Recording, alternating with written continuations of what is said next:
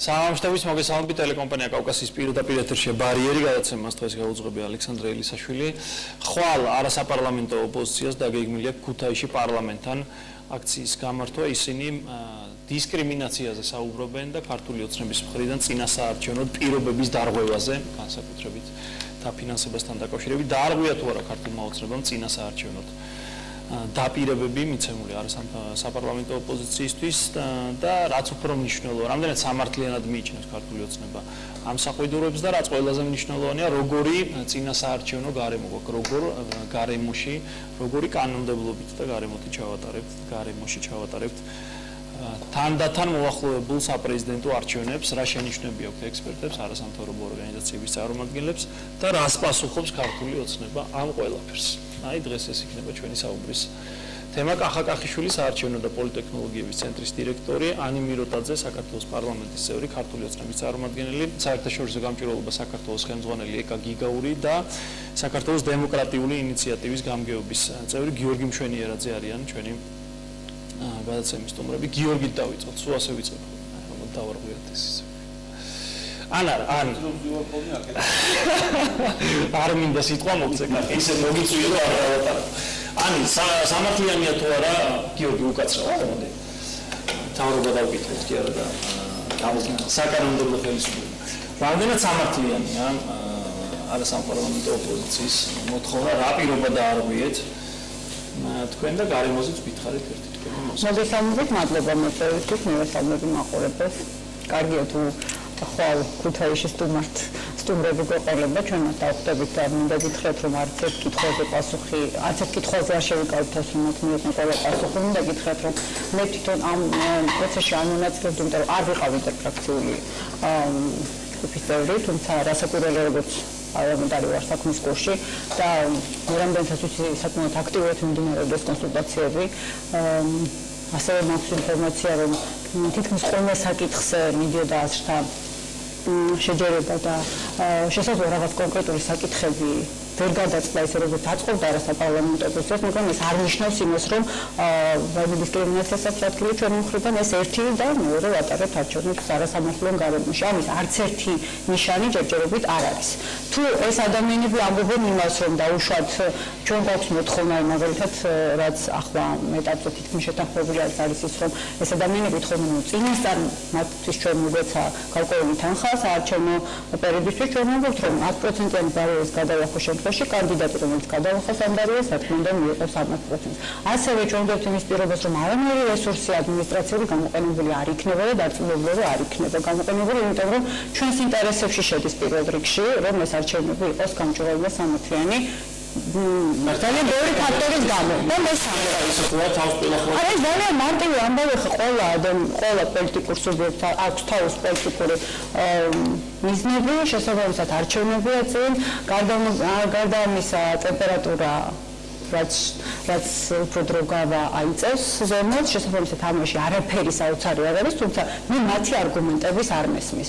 აქვე დავამატებ კიდევ ერთ რამეს, რომ ჩვენ ამ ეტაპზე საპრეზიდენტო არჩევნებამდე მივდივართ ასე, როგორც მივდივართ და არის პირობა და მე რამდენადაც ვიცი, ყველა ეთანხმება ამას, რომ თვითმმართველობის არჩევნებზე უკვე უნდა წავიდეთ ახალი საარჩევნო კანონმდებლობით, ვინაიდან ამ ეტაპისთვის უბრალოდ სხვანაირად არ ესწრება. გარდა ამისა, ჩვენ მუდმივად გვაქვს იმის პრობლემა, რომ არ გვაქვს გადამოწყვეტილი სიები, ვერ დავაყენოთ საშუალებას, რომ ბიომეტრიას ვერ მივხვდეთ ამაზე. თემა არის გახსნილი, შესაბამისად კონსულტაციები გაგრძელდება, მაგრამ ის რომ მე მიმაჩნია, რომ ის რომ წინასწარ სახელმწიფომ გადაუხადოს ამ თუ პოლიტიკურ სუბიექტს ფული, რომელიც შეიძლება მე ვერ მოიგოს ეს არჩევნები, მე სწორად არ მიმაჩნია. ერთი პოლიტიკური ტრადიცია გვაქვს ძალიან სამწუხაროდ. ჩემ თავსაცხოვრებლები საყვედური და განსაკუთრებით თქვენ გეტყვით ახლა, იმიტომ რომ თქვენ ხელში ეს ამბები.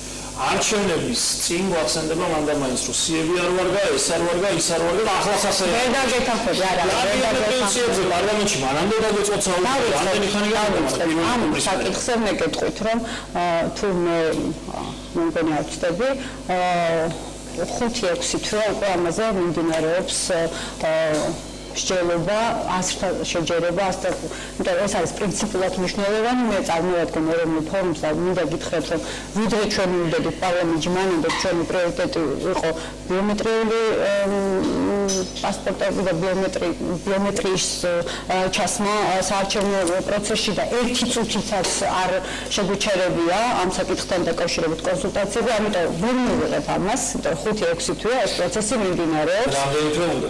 არა, ჩვენ მზად ვიქნებით ადგილობრივი თვითმმართველობის არჩევნებისთვის, ისე როგორც სიების თვალსაზრისით, ისე ამ ტექნოლოგიის დანერგვის თვალსაზრისით.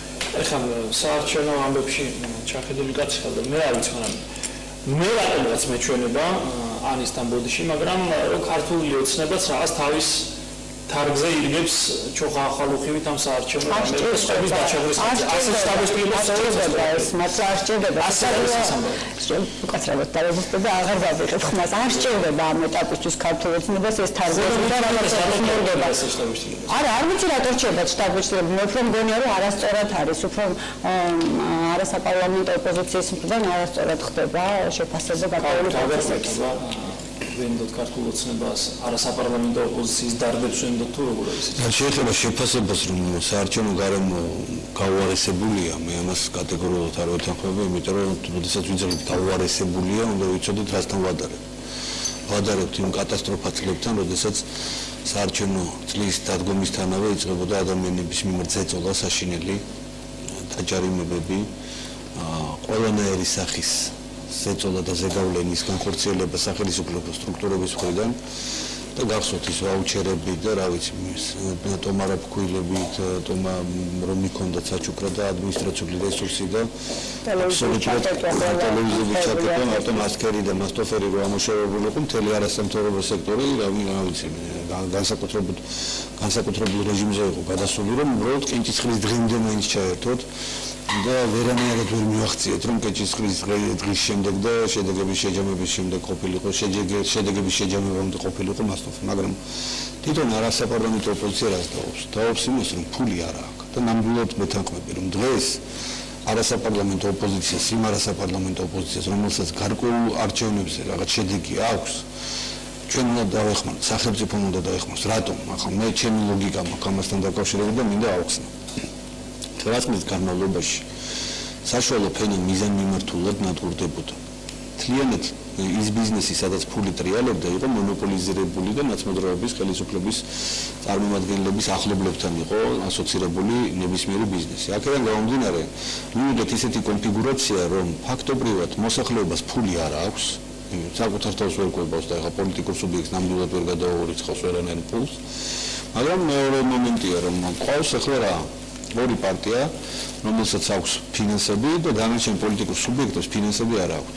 რას მივიღებთ, რომ არ დაეხმაროს სახელმწიფო ამ პარტიებს? მივიღებთ იმას, რომ ეს პარტიებიც დაიწყებენ ვიღაც ფულიანი ორგანიზაციების ან ბიზნესმენების მოძებნას, რომ დააფინანსონ ელემენტარული ხარჯები, რომელიც ჭირდება პარტიას და პარტიას ჭირდება როგორც მინიმალური ხარჯები, ისე მაქსიმალურად არჩევნებში როლთვები, ძვირი ფუფუნება არჩევნები, ყოველ თუ არჩევნები საარჩევნო წელს საერთოდ უბრალოდ რამოდენიმე ოფისი რო შეინახო. ძალიან ძვირია ყოველ შემთხვევაში ჩვეულებრივი ადამიანის გადასახედი და აქედან გამომდინარე მივიღებთ კიდევ მართულ პარტიებს. ან იქნება გარემო, სადაც იქნება მხოლოდ ორი პოლიტიკური სუბიექტი, ნაციონალური მოძრაობა და ქართული ოცნება, იმიტომ რომ მათ აქვს ფული, ან სახელმწიფო მინიმალურად ავსაუბრობ მე ხა ფუფუნებაზე და ავსაუბრობ მე საარჩევნო კამპანიების დაფინანსებაზე, ის როდესაც ქალბატონიანი ბრძანებდა, ეს არის საარჩევნო კამპანიის დაფინანსება, როდესაც პარტია რო გადაალახავს 100%-იან ბარიერს, მიიღებს იმ დაფინანსებას, კანდიდატი უბრალოდ მაგათი. მიიღებს რაღაც თანხას, რომელთაც აანაზღაურებს ნაწილობრივ იმ თანხებს, რომელიც დახარჯა საპრეზიდენტო არჩევნების საარჩევნო კამპანიის პერიოდში, მაგრამ ეს ხომ არ არის საუბარი არ არის მხოლოდ საპრეზიდენტო არჩევნებზე. საუბარი იმაზეა, რომ ციკლი უნდა განხორციელდეს ისე, რომ მეტნაკლებად ის პოლიტიკური სუბიექტები, რომლებსაც აქვთ რაღაც მხარდაჭერა მოსახლეობაში და ამის ფორმულის მოძებნა ადვილია ძალიან. ამ პოლიტიკურ სუბიექტს მინიმალური თანხები, კონკრეტულად საოფისე ხარჯები თანხებს გულისხმობ, უნდა ქონდეთ უზრუნველყოფილი, მანამ სანამ არის გარდამავალი ეტაპი და იქნება შესაძლებლობა უკვე ადამიანებს რომ ახლა ზეწოლა აღარ არის არც ბიზნესზე და არც ადამიანებზე რომ არც ახვიდი არ გადარიცხო როგორც ეს იყო დაუშვათ წინ წლებში მაგრამ ფული არ არის სანამ ეს ფული გაჩნდება სახელმწიფო უნდა შეუწყოს ხელი პოლიტიკაში მე ვფიქრობ რომ ჩემი გადასახედიდან ვფიქრობ რომ სამართლიან ამის სიტყვა არა ქართული ოცნება არ ვიცი აწვალებს თუ არ აწვალებს მაგრამ ფაქტია რომ არ დაუკმაყოფილა ის მოთხოვნა შეიძლება დაგეტებისთვის. ჩვენ არ ეს რომ ვისაუბრებთ ამაზე საპრეზიდენტო არჩევნების შემდეგ. მაშინ თუ არა საპრეზიდენტო არჩევნების შემდეგ უნდა გესაუბროთ, მანამდე რატომ დაიწყეთ საუბარი დაუშვათ, პირობითად ვიძახე, ხო? ამიტომ მაშინ თემა დაგეხუროთ და გეთქვათ თავიდანვე რომ საპრეზიდენტო არჩევნების შემდეგ საუბრობთ ამ თემაზე, მაგრამ მეორე მომენტია, რაც შეეხება აქეთ მხარეს.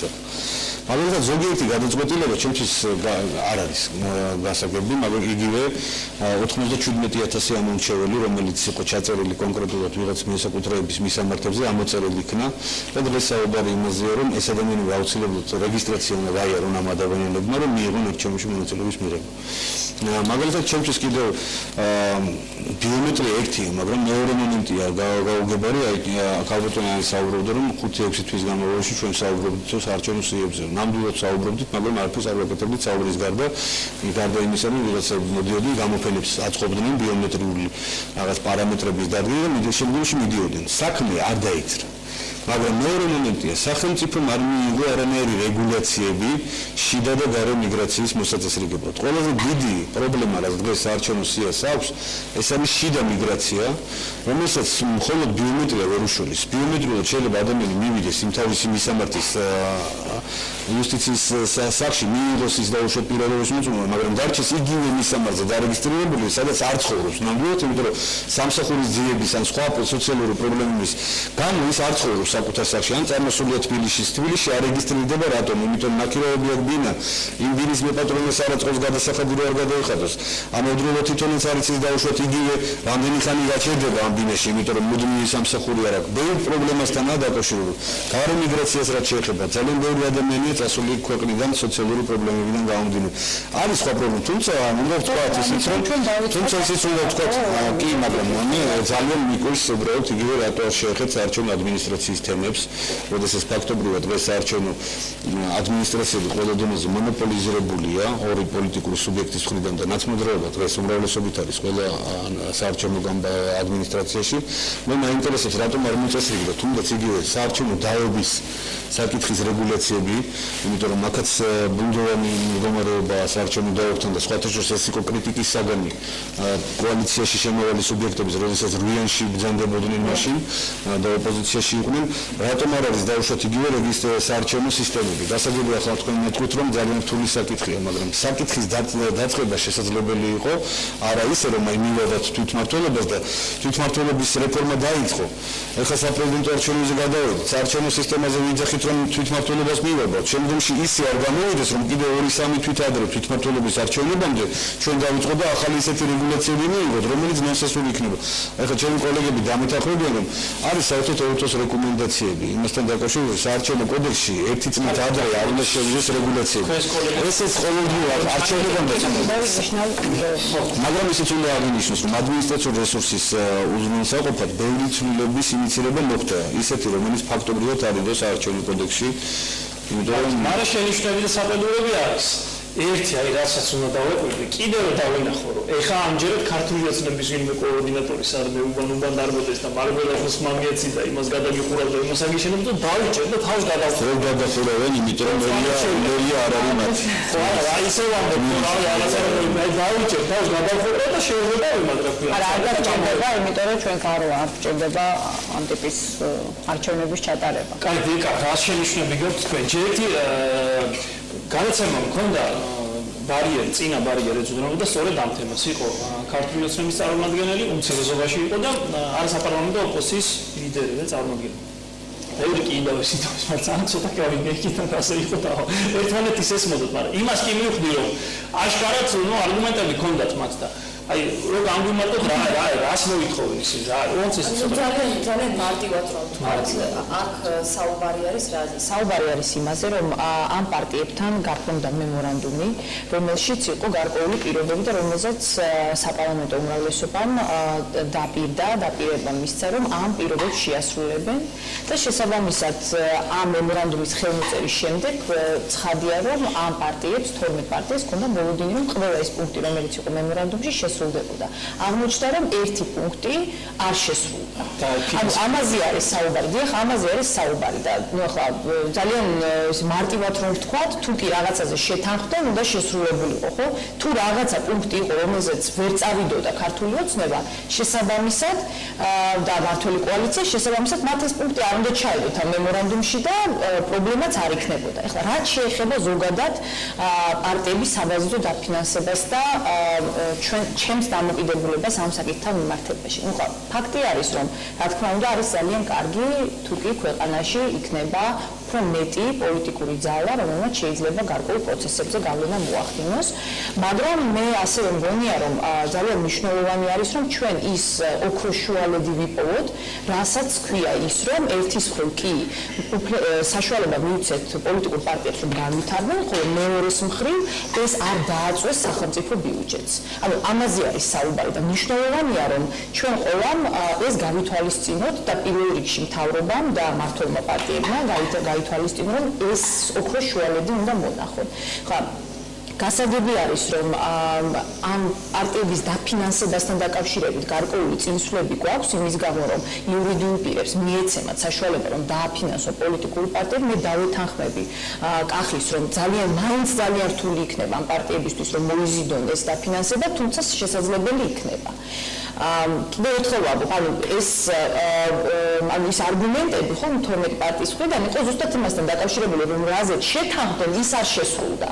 ეს არის ყველაზე მთავარი. რაც შეეხება საარჩევნო გარემოს, ახლა მე ვიტყოდი, რომ ვერ შევადარებ ხომ, ჩვენ ყველას გვახსოვს ოქტომბრის არჩევნებამდე რა ხდებოდა საერთოდ, ახლა პოლიტიკური მოსაზრებების გამო ადამიანებს ითხოვდნენ სამსახურებიდან, იყო ფაქტები, როდესაც პარტიების აქტივისტებს აკავებდნენ, მედიაში იყო აბსოლუტურად წარმოუდგენელი მდგომარეობა, როდესაც თბილისის გარეთ რთული იყო, რომ განსხვავებული განსხვავებული აზრის პატარებელი მედია საშუალებისთვის ანტენებს აყადაღებდნენ იმის გამო, რომ თექშებს აყადაღებდნენ იმის გამო, რომ მოსახლეობას არ ენახათ იყო ძალიან რთული მდგომარეობა. არაფერი არ იცოდა. თუმცა ეხლა ვერ შევადარებთ ამას ყველაფერს, რა თქმა უნდა, უკეთესი მდგომარეობა არის, მარტო მედია სივრცეს რომ შევხედოთ, ყველას აქვს საშუალება, რომ თავისი აზრი გამოთქვა და მოსახლეობას პოლარიზებულია ფაქტია, სხვადასხვა მედია საშუალებები უმეტესობას აქვს რაღაც კონკრეტული სარედაქციო პოლიტიკა, თუმცა ადამიანებს შეუძლიათ აბსოლუტურად ყველაფერი ნახონ და შემდეგ გადაწყვიტონ. ანუ ეს არის ძალიან კარგი. რაც შეეხება ახლა პოლიტიკური მოსაზრებების გამო აქ მინდა ახლა დავაზუსტო, ხო? ჩვენ ვიცით არჩევნების შემდეგ ადგილობრივ თვითმმართველობებში განვითარებულ პროცესებში. შესაბამისად ახლა შეიძლება ეხლა საჭიროება აღარც არის, რომ ვიღაცა პოლიტიკური მოსაზრებების გამო რაღაცნაირად დრევნო იმის გამო, რომ ძალიან ბევრი ადამიანი შეიცვალა, ხო? ეგეც შეიძლება იყოს, თუმცა ეგეთი ფაქტები არ არის, მასწავლებლებს არ უშვებენ სამსახურებიდან, არც ექიმებს და არც სხვა დანარჩენ პირებს, ხო? რაც შეეხება ზოგადად ცვლილებებს და ეს რაც არის ინიცირებული. მე ვიტყოდი, რომ CF-თან დაკავშირებით მართლაც პოზიტიური არის, რომ ეს ბიომეტრიის მომენტი შედის, ნამდვილად კარგი არის. რა თქმა უნდა, ჩვენ გვინდოდა ყველას, რომ უფრო მალე მოხდარიყო ეს ყველაფერი, მაგრამ კარგია, რომ ეს პროცესი დავიწყეთ. ეხლა ნუ კი 6 თვე ვლაპარაკობდით ამაზე, თუმცა ისიც უნდა ვიცოდეთ, რომ ჯერ მართლაც ეხლა ტექნოლოგიურად ეს არის რთული, მე ეს უნდა დაალაგებულიყო, აქ შეთანხმება უნდა მოხდარიყო, ეხლა ჩვენ აქტიურად მონაწილეობდით და მახსოვს იქ როგორი დისკუსია იყო და როგორ გამოკეთებინა ამაზე ვსაუბრობდით. კიდევ ერთხელ ავუდი, კარგი იქნებოდა რომ ეს დროზე გაკეთებულიყო, თუმცა ამას ჭირდება დრო, ესეც უნდა გავითვალისწინოთ, ხო? რაც შეეხება ადმინისტრაციული რესურსების გამოყენებას, აქაც ძალიან პროგრესული მუხლები და ზოგადად ინიციატივებია, მართალ გითხრათ, ეს ჩვენი რეკომენდაციები ძალიან ბევრი გაითვალისწინეს ამ მიმართულებით და ეს არის ძალიან კარგი. პარტიების დაფინანსებასთან დაკავშირებით იქ ჩვენ გვაქვს გარკვეული შენიშვნები და იმედი გვაქვს რომ როდესაც კომიტეტში ჩვენს მოსაზრებებს გაითვალისწინებენ და ვეთანხმები კახის რომ ადმინისტრაციასთან დაკავშირებით კარგი იქნებოდა რომ მართლაც რაღაცა ინიციირებული ყოფილიყო ეს მართლაც დასახვეწია და დაავების ნაწილიც მართლა დასახვეწია არ ვიცი ხა ძალიან ბევრი შემთხვევაში წინ არჩევნების პერიოდში პოლიტიკურ ნებასთანაც იყო დაკავშირებული ხო რაღაცეები შესაძლოა იმედი გვაქვს რომ ეს პრობლემები არ შეგექმნება მაგრამ კარგია როცა კანონი იქნება თუ კი კანონი იქნება გამართული ხო ნუ ვერ ესწრება და ეს არის ძალიან სამწუხარო მე კიდევ ერთი საკითხი რაზეც იყო საუბარი რომ ცვლილებების ინიციირება ერთი წლით ადრე უნდა მომხდარიყო, ნუ მაშინ ამ შემთხვევაში ვერ მოხდებოდა, იმიტომ რომ ჩვენ ინტერფრაქციული ჯგუფი შეიქმნა წლის დასაწყისში და შესაბამისად მაშინ აღარაფერი არ არა, ბეთქობი, აბსოლუტურად აიცალებიდან გამომდინარე, რა მოცემულობაზე გვაქვს, არსებობს გარკვეული შენიშვნები, თუმცა ნუ კიდევ ერთხელ ვამბობ, ძალიან ბევრი რეკომენდაცია ხო ჩვენ გქონდა საკანონმდებლო პაკეტი მომზადებული და მართლაც კი ვიხდებოდა რაღაცების ახსნა, თუმცა ნუ ხერხდა ამის ახსნა და იქ რაღაცა გათვალისწინება, ხო? და არ ვიცი, ყოველ შემთხვევისთვის რაც შეეხება ზოგადად ადმინისტრაციულ რესურსს იყენებენ თუ არა, ჩვენ ვაკვირდებით ამას და სულ ცოტა ხანში ჩვენს ანგარიშსაც წარმოვადგენთ, ვაცნობებთ საზოგადოებას ამასთან დაკავშირებით ჩვენ მოსაზრებებს, ჩვენ არ მოგწონს ახლა გარკვეული პროგრამის, სოციალური პროგრამების ინიციირება რო ხდება, რომელიც მაგალითად არის მიბნული წინასაარჩევნო პერიოდთან, იგივე ახლა მაგალითად საკასო აპარატების გადავადება, რომელიც ახლა ანუ ჯობია რომ რაღაცნაირად ეს პრობლემა მოვაგვაროთ, ვიდრე გადავავალდოთ არჩევნების შემდეგ და ისევ ის პრობლემა დარჩება, ხო? ახლა ნუ ერთის მხრივ გასაგებია ადამიანები ითხოვენ ამას, მაგრამ მეორეს მხრივ ეს როდესაც უნდა დაიწყოს, ხო? საკასო აპარატების გამოყენება, ნუ მეორე რაც არის დაკავშირებული აი ახლა იპოთეკასთან დაკავშირებული, არ ვიცი ხა ამას უყურებ, შევხედავთ ამას და ამას მაგრამ ყოველ შემთხვევაში ეს ხდება წინა საარჩევნო. მე მესმის რომ ადამიანები არიან ძალიან რთულ მდგომარეობაში, ეს საჭიროება არის და ნაციონალური მოძრაობა როდესაც აკეთებდა სოციალური პროგრამების ინიციირებას, მაშინაც საჭიროება იყო, და არ იყო ამის საჭიროება, თუმცა ხო არა მაშინ საფადის პრობლემა ქონდათ მოსახლეობას და ასე შემდეგ. მაგრამ ყოველ შემთხვევაში ჩვენი მიგდომა იყო რა იცით რომ ჯობდა რომ აი გარკვეულწილად ეს თვითონ ამ პრობლემის მოგვარება სხვა მხრიდან მომხდარიყო და გრძელვადიანი პერიოდისთვის მოიგვარებდა, ვიდრე რაღაცა გადავადება მომხდარიყო და ამის შემდეგ ანუ თვითონ პრობლემა ხო არ მოგვარდა, ეს გადავადება რო ხდება, ის ხალხი ხო მაინც იგივე მოცემულობაში ვარდება რაღაცა პერიოდის შემდეგ. აი ეს არის ჩვენთვის პრობლემა და აქედან უყურებთ ხოლმე ამ პრობლემას. გიორგი მშვენიერაძის მოსაზრებები, შენიშვნები და აზრი მოვისმინოთ რამდენიმე წუთში რეკლამის შემდეგ. რეკლამის შემდეგ დავბრუნდებით პირდაპირ ეთერში. გიორგი მშვენიერაძე შემდეგ ანიუ ჩაინიშნე რამდენიმე შენიშვნა და საყვედური და ვისაუბრებთ წინასაარჩევნო გარემოს დაგვიდეთ.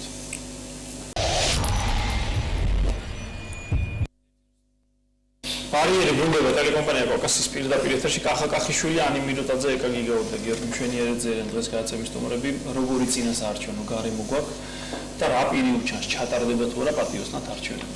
დღეს საყვედური ბევრი. ამაზე ვსაუბრობ გიორგი მშვენიერაძეს. მე ბევრი საყვედური ვერ მოვისმენე ახლა ეს ისეთ საყვედურები არის. არჩევნები ძალიან უახლოა და ესე ვთქვათ, შეიძლება ამის რეალიც იყოს. მოკლედ მე პირადად გარკვეულწილად გავიზიარებდი იმ დამოკიდებულებას, რომელიც ჰქონდა და კახის იგივე ეკას. ლიბერალური დემოკრატია თვითონ სახელმწიფოში ცნება ლიბერალური დემოკრატია, რომელსაც მიმოწვით და გინდა შექმნათ, ნიშნავს, რომ ხელისუფლებამ ყველაფერი უნდა იღონოს, რომ სახელმწიფოში არსებობდეს ორი ან მეტი პოლიტიკური პლატფორმა, რეალური პოლიტიკური ალტერნატივა და ამისთვის უნდა გაიღოს შესაბამისი რესურსები. ხომ კარგად მესმის ის რომ სახელმწიფო ვერ იქნება ყოველთვის დაფინანსებელი ყველა პოლიტიკური ძალის და სხვა ჩვენას გვესმის, მაგრამ მოცემულობა რომელიც დღეს არ გვაქვს, ყველას გვიბიძგებს მგონი იმისკენ, რომ სხვა პარტიებსაც, პოლიტიკურ პარტიებსაც, რომლებიც ქართულ პოლიტიკურ სივრცეში საკმაოდ აქტიურობით, საკმაოდ ეს თქვათ საუშაოებით, თუნდაც ესე დავარქვათ, უხეშად ყოველთვის გამოირჩეოდნენ, ყველა საკუთარი კეთილ ჩამოყალიბებული პოლიტიკური ხედვა, გარკვეულ ამორჩევა და მხარდაჭერა წვეთ ფინანსების ნაკლებობის გამო ვერ ახერხებდნენ ხოლმე წარმატების მიღწევა არჩევნებში ყოველ შემთხვევაში იმდენზე მაინც ბარიერი გადაელახათ.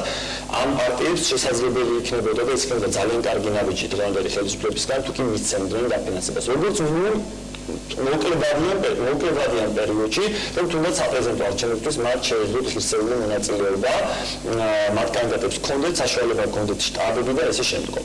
ეხლა რაც შეეხება ხანძრულ პერიოდზე თუ არ ვიღებთ, რა თქმა უნდა, აბსოლუტურად სწორია მიდგომა, რომ იყოს გარკვეული ბარიერი დაწესებული, თუმცა ბარიერს გადაახავს მათ მეცეთ დაფინანსება და პირიქით ბიზნესი ასეთი ეს ვთქვათ საკანონმდებლო რეგულაციები ჩვენ უნდა წავახალისოთ ბიზნესი დიახაც რომ ამა თუ ბიზნესმა, ამა თუ პოლიტიკურ პარტიაში საკუთარ სოფხედროებასთან, საკუთარ იდეოლოგიასთან ახლოს პარტიებში ჩადოს ფული. მე ეს გზა უფრო სწორად მიმაჩნია, ვიდრე ის რომ პარტიები მხოლოდ სახელმწიფოსგან ფინანსდებოდა. ორივე გამოცდილება არსებობს, ერთიც და მეორეც, რომელია სწორი და რომელი არ არის სწორი გენომების ამბავია, მე კიდევაც ეს გამოცდილება ყველაზე სწორად მიმაჩნია. თუმცა ბიზნესი იქნება თავისუფალი მარწუხებისაგან და მისი, ასე ვთქვათ, იდეოლოგიის, მისი სოფხედროების გამტარება პოლიტიკურ პარტიას, ამისთვის პოლიტიკურ პარტიას მიცემს ფულს. რა თქმა უნდა, ამგვარად მე შენარჩუნდეს სახელმწიფოს მიერ თანადაფინანსების კომპონენტიც, მაგრამ თუმცა ჩვენ საუბრობთ წინასაარჩევნო პერიოდზე, აქ ჩვენ ყველა საკითხი მოვიხილეთ, მაგრამ არ ვისაუბრია იმ პრობლემებზე, რომლებიც იყო ზუგდიდში, რომელიც იყო ბათუმში და ესეც ბუნებრივია წარმოადგენს წინასაარჩევნო პერიოდის შემადგენელ კომპონენტს. სამწუხაროდ რაც ვიხილეთ, ყველა შეფასება იყო საკმაოდ უარყოფითი, მე ძალიან გამეხარდა, როდესაც ჩინական საქმეთა მინისტრმა განაცხადა, რომ კაცრად დაიჯებოდა ყველა ის პირი, რომელიც პოლიციელიც იყო ჩახსოვილი. კი, ყოველთვის აკრიტიკებს ხოლმე, მაგრამ თქო, კარალეთის და იმ ინციდენტებისგან განსხვავებით, რომ თქვა, ყოველთვის მოდი რა საზომად დავიწყო წარსული რა, იმიტომ რომ ჩვენ თუ წარსულით გავზომავთ ყველაფერს, სულ გვექნება არგუმენტი, რატომ არ უნდა მოწეს პოლიცია უკეთესად. მე მგონი პოლიცია იქცეოდეს, როგორც მას კანონი ავალებს. კონკრეტული პოლიციების ქცევა იქ ძალიან სწორი, ძალიან კარგი, ამას არავინ არ უარყოფს მე მგონი. მიიღეს უსაფრთხოების ზომები იმ კუთხით, რომ გადაერჩინათ კონკრეტული ადამიანების ფიზიკური შეურაცხყოფისგან, დაზიანებისგან, ამას არ ვკამათობთ არც ერთ ჩვენგანი. სამწუხარო არის რეაგირება რაც ამ ყველაფერს შემდეგ მოყვა. როგორც მინიმუმ ახლა ვიცი რომ ბატონო გახსეს სამეთალში მუშაობდა, როცა ადამიანს საჯარო სივრცეში დედას აგინებ, ქვებს ესური, ეს არის ხულიგნობა, სისხლსამართლის კოდექსის გათვალისწინებული დანაშაული. და 100 ლარიანი ჯარემი შემოსაბაქეთ რომანი ხულიგნობა ახლა. ეს არის ისეთი ანუ რამდენი ეკუთვნოდათ იმათ? ეს არის დანაშაული და არა ადმინისტრაციულ სამართალ დარღვევა. იმიტომ რომ თუკი ჩვენ იცი რა არის, თუკი ამაზე არ დაიჭერა სასამართლო. ამაზე დაიჭერა ჯერ შინაგან საქმეთა სამინისტრო პირები დააკავონ დანაშაულისთვის ბალანს წავუყენեն და შემდეგ უნდა იმჯეროს სასამართლო. მე ვერ ვიტყვი რომ ამის შემოწმებული დავწერო და ავწიო. ეგა რა, პოლიგნობას თავის შემადგენლობით აბსოლუტურად ეს გომა რეაქციები უნდა აკეთო ხოლმე ვინცახალ. აი, გამხატვის თავისუფლების ფარგლებს თუ არ ცდება, ნებისმიერი კვედება თუნდაც იყოს ძალიან კრიტიკული და იყოს მიუღებელი, როდესაც ეს დაცულია, თქვათ, გამხატვის თავისუფლების ფარგლებში, მაგრამ როცა ის გადადის საზოგადოების წესრიგის დარღვევაში, ეს აბსოლუტურად განსხვავებული სიტუაციაა და ხაში მიძლია ჩვენ ზუგდიდის ინციდენტი შევედავოთ ბარიერით ხელში, ბარიკადით ხელში დგომას, ხო, ეს არის აბსოლუტურად ბარიკადით ხელში რომ ეხლა რაც შეეხება ხوانო რა შეგვიძლია შევედავოთ ეს უკრის. რაც შეეხება კიდევ ერთ საკითხს, რომელიც აქ ვისაუბრეთ, ან ვფიქრობ არანაკლებ მნიშვნელოვანია, მე ვფიქრობ, რომ ბიომეტრიული მონაცემებთან ბიომეტრიული მონაცემების შედეგად წინ შედგენასთან დაკავშირებით არსებული პროცესი საკმაოდ ნორმალურად მიმდინარეობს დროში. ეს არ არის მარტივი პროცესი, რომ ერთხელ დავკარათ ახლა და უცებ თქვა ამაზე გადავალ. ამას ჭირდება ძალიან დიდი მიმზადება სახელმწიფოსგან, მათ შორის თუნდაც საგანმანათლებლო თვალსაზრისით საარჩევნო ადმინისტრაციების. ამას საქართველოში ყავს მხოლოდ მილიონი, ხო ესე იყო, როგორც მახსოვს ბოლო შეხვედრაზე როცა ვსაუბრობ რედაქციულ ჯგუფში, მილიონი ადამიანია დაახლოებით 3.600.000 ამომრჩევლი და რომელიც ბიომეტრიული მონაცემით სახელმწიფოს გააჩნია. ამ მონაცემების მოპოვება იმ ფონზე, როდესაც მთელი ესე ვთქვათ კამპანია წარმოებდა თუნდაც მართლმადიდებლური ეკლესიის ნაწილის და არამთლიანად ეკლესიის მესვეურების მხრიდან ეს არის ეშმაკისეული ამ მონაცემების ჩაბარება არ შეიძლება. ძალიან ძნელია ჩვენ ვთქვათ ახლა რომ ყველა ადამიანს ბიომეტრიულ მონაცემს მოვაგროვოთ, იმიტომ რომ ამას შეიძლება 100,000-ობით ამომრჩეველი დაგვიტოვოს საარჩევნო სიის მიღმა და ამან დამატებით პრობლემები შექმნას. ამიტომ ეს პროცესი ხანგრძლივი იქნება. ბიომეტრიული მონაცემები ყველა მდგომარე 1000 სხვადასხვა კომპონენტი თვალიზი იყოს, შეიძლება იყოს სახე, იყოს ანაბეჭდი, რომელიც არჩევდა სახელმწიფო ამაზე ინფორმაცია, როგორ უნდა იყოს ეტაპები, ელექტრონული არჩევნებზე ლაპარაკობთ, წერა მაგრამ ბიომეტრიული მონაცემი ეს არის მოსწრაფი ტექნიკა. კი ბატონო, ინტერნეტი არ არის კონკრეტულად ყველა რეგიონში, ყველა საარჩევნო უბანში ამის მე ვქენი ბაზარზე წტომა არსებობს. ბევრი პრობლემაა, ეს მარტივი არ არის. თუმცა ამ კუთხით მუშაობა მე ვფიქრობ გეგმის ეტაპით მიდის საკმაოდ ნორმალურად, მაგრამ აი რაც შეიძლება ხაზიც იყოს საუბარი. იგივე ავიღოთ საჩივრების განხილვის წესი. ხო, რაც უძახიდან კენჭრის პროცედურებში არის რაღაც ცირეცვლილებების შესატანი, ხო? ამაზე მე დარწმუნებული ვარ, რომ პარლამენტი შეიძლება უჯერა ბევრად ადრე. და არ განაგებოდა ინტერფაქციული სხდომების რაღაც ბოლოში გაასვლას, მაინც ვერ დავედით ბოლოში სამწუხაროდ რომ ყველაფერი შეგვეცვალა, იდეა ეს იყო მთლიანად საარჩევნო კოდექსში შეცვლილი იყო საპრეზიდენტო არჩევნებამდე, ეს ვერ მოახერხეთ და ამის გარდა საარჩევნო სისტემის გარდამტვრის ფაქტორები ასე შეიძლება ყოფილიყო, მაგრამ ვიდეოდით იქამდე რომ აღმოჩნდა რომ ეს ყველაფერი ვერ გავაკეთეთ, რასაც გულწრფელად საყოველთაოდ ხოლმე ჩვენს პარლამენტს და SSC-ს ნამდვილად საკმაოდ შენელებული ტემპით მუშაობს, რაც არის ძალიან ცუდი. მათ შორის გეტყვით რა არის ეს პრობლემა, რაც დაგიდგებათ აუცილებლად როგორც პარლამენტის წევრს ისე მოგმართავთ. 157 კანონში გაქვს ცვლილება შესატანი ახალი კონსტიტუციის რედაქცია რომ ამოქმედდება, რომ იმოქმედოს სისტემა. ერთის პროექტიც არ მინახავს ჯერ მომზადებული. ეგ არის პრობლემები. ან პარლამენტი რაღაც იყო საკითხებით დაკავებული მესმის სხვადასხვა საკითხებით, მაგრამ თითქოს და აი ეს საკონსულტაციო კომისია ჯერჯერობით დეკემბერში შეფუთე მე მარტში სანამდე მოვედით, ხო? ანუ რაღაც ეს პროცესები იწელებოდა და რატომ იწელებოდა ჩემს პირადად გავუგებია. აქეთი დიდი საფრთხეა, რომ ამ პროცესების გაწევაში თუ ნამდვილად ვერ გაიტანეს ეს ნორმალური მოდელები და ამუშავდა ის კონსტიტუცია ისე რომ წვიმება არ შევიდა, თუნდაც აი 3/4-თან დაკავშირებით ვიცი რომ ინიცირებულია, მაგრამ ტემპები ახლა რატომ აი რა ის გაკეთებად შეიძლება ცოტა ადრე უბრალოდ მე რატო არ გიორგი დასრულოს და აი იპოთეკასთან დაკავშირებით დღეს დავიდა არაბა და ასპასკოლის სხვა ეცაკითხი და ეგ ამაღნიშნაც ახლა რომ ეს არჩევნებიო მეგონი პოზიცია იგივე ქონდა ყველას რომ აი ამ წინა საარჩევნო პერიოდში არ ხდება ესეთი რაღაც დაძაბულობები როგორც რომ წინა არჩევნებს მოდი ახლა კუჩკელად თქვა რომ ეს არჩევნები თავისი მნიშვნელობით არის ბევრად ნაკლები მნიშვნელოვანი პოლიტიკური თვალსაზრისით ვიდრე იყო წინა არჩევნები, იმიტომ რომ რეალურად ხელისუფლების გადაბარებას განსაზღვრავდა წინა არჩევნები. თუმცა ეს არ ნიშნავს იმას, რომ უნდა ყოფილიყო ის რაც იყო. არა, ვიტახობთ რა თქმა უნდა, მაგრამ მე შემიძლია მოვიყო 2004 წლის 4-იანვრის საპრეზიდენტო არჩევნებში. იყო ხა ეს გაძაბულობა არ იყო ხო არჩევნებმა ჩაიარა ნორმალურ გარემოში ყველა მტაში დაუყო პრეზიდენტის სტანდარტი მაგრამ არ წავიდეთ 2004 წელს ძალიან ბევრი დრო დაგვიწყდა აქტუალში ავიღოთ არჩევნები რომელზეც იგრძნობა გასაკუთრებული პოლიტიკური გაძაბულობა ამ პერიოდში იყო ყველაზე მეტი გამომდინება ამ ძალადობის ხო როცა არ არის ხოლმე ნაკლებია მე ვუწევთ რომ ეს არჩევნები საპრეზიდენტო არჩევნები არ დარჩება 2020 წლის საპრეზიდენტო არჩევნები და მომდევნო საპარლამენტო არჩევნები არ იქნება 2004 წლის საპრეზიდენტო არჩევნები საკმაოდ სერიოზული დარღვევებით ჩატარდა. დარღვევების ალბათ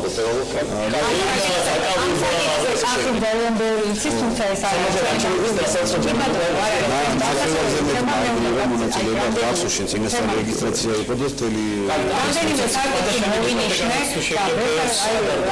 ვფიქრობ ხოლმე რომ აი ოქტომბრის არჩევნებიდან წინა საარჩევნო პერიოდიდან დღემდე თუ ასე შეიძლება მადლობა თქვა რომ ამას აცხადოთ რომ არ არის ეს ბევრი რამეა შეცვლილი წინა საარჩევნო ვითარებაში და აღარ გვაქვს ეს ხელის გადაგრეხის მეთოდები აღარ გჭირდება და უფრო მეტიც აღარ არ გჭირდება უარსვამოთ ამაზე, იმიტომ რომ ეს არ არის ნორმალური ქვეყანა და ამისთვის ვიმზადოთ მთელი ახლის განმავლობაში, რომ ეს არ უნდა ხდებოდეს ნორმალურ ქვეყანაში. რაც შეეხება ბიომეტრიას, გიორგი, მე წარმოვადგენ პარტიას ეროვნულ ფორუმს, რომელიც მე რაც მახსოვს ეს რამდენიმე წელია სულ ამას ამბობს. ჩვენი ინიციატივა იყო თავის დროზე, რომ აუცილებელი არის, რომ ბიომეტრიის კომპონენტი იყოს ჩართული ამ საქმეში, რომ ხდებოდეს იდენტიფიცირება ამ მრჩევლის. ვერ გავაკეთეთ აქამდე, ანუ ვერ გავაკეთეთ ნაციონალური მოძრაობის პერიოდში, გარკვეული ხარვეზები იყო, არის პროცესი ძალიან რთული პროცესია, მაგრამ მინდა გითხრათ, რომ ძალიან მნიშვნელოვანი არის, რომ ეს პროცესი დაიწყო.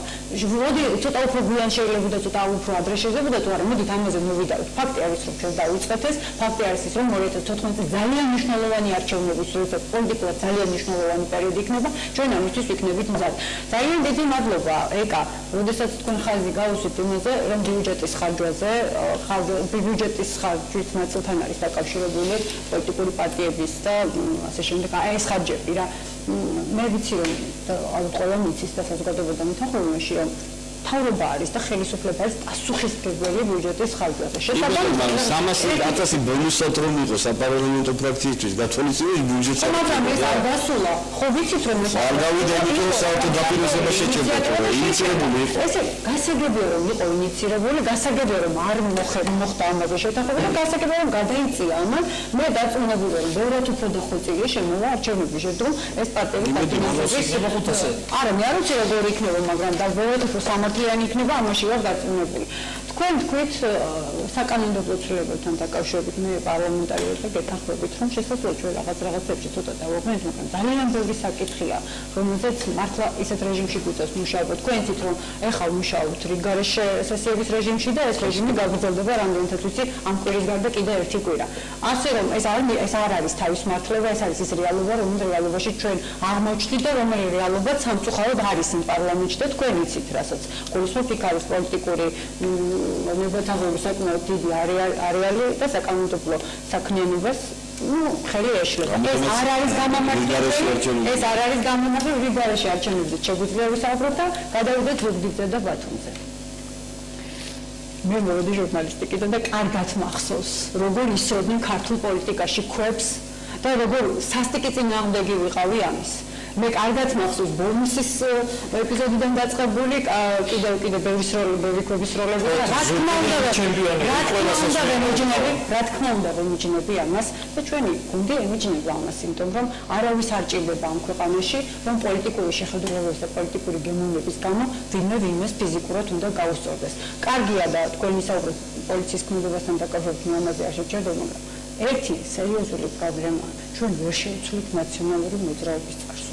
ის რაც ხდება სამწუხაროდ, ეს არის ნაციონალური მოძრაობის ქმედების თუმცა ეს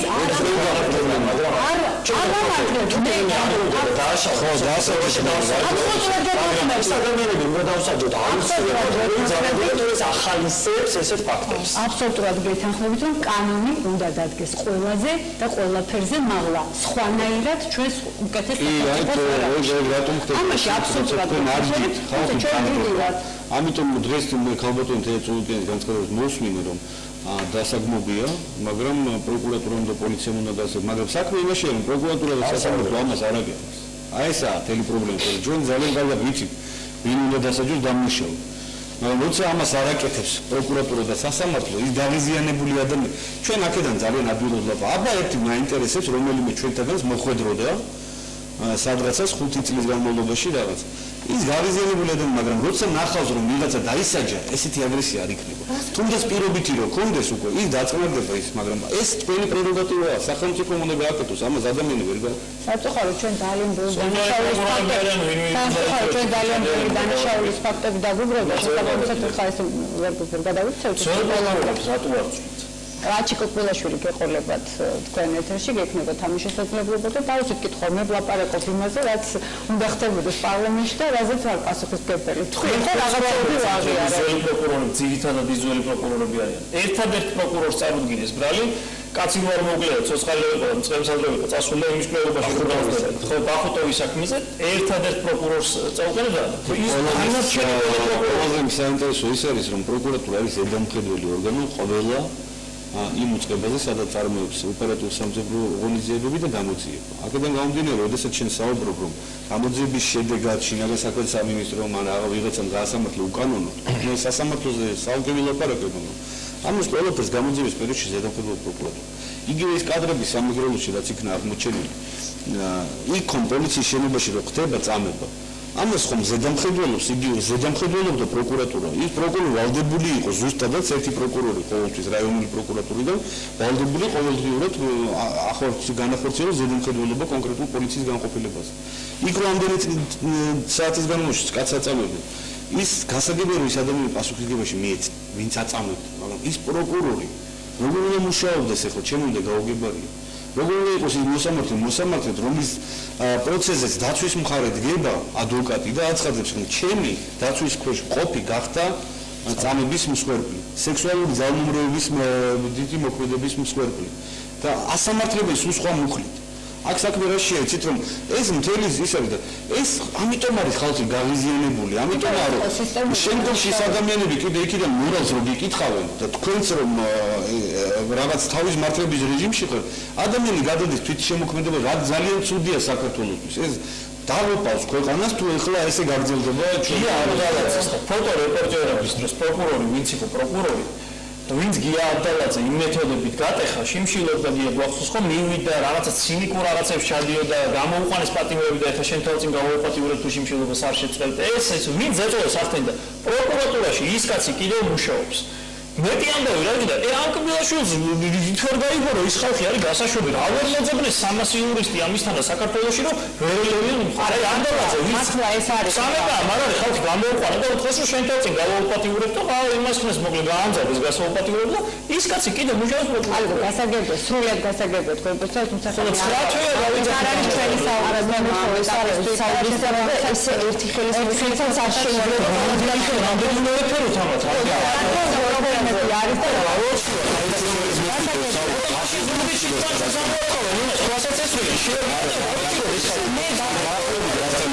და მაპატია ერთი წუთია როცა ჩვენს ერთი ხელის მოსმით ამის გაგ. ეხლა დაახლოებით ესეთი მდგომარეობა რომ ყავს ქირურგი რომელმაც 100-დან 100 კაცი ოპერაციის დროს მოკლა. და ჩვენ საუბრობთ რომ ეს ქირურგი მოაშორე დაზმერდა. ახლა ქირურგი გარეს ხო თუ არ აღგენენ მე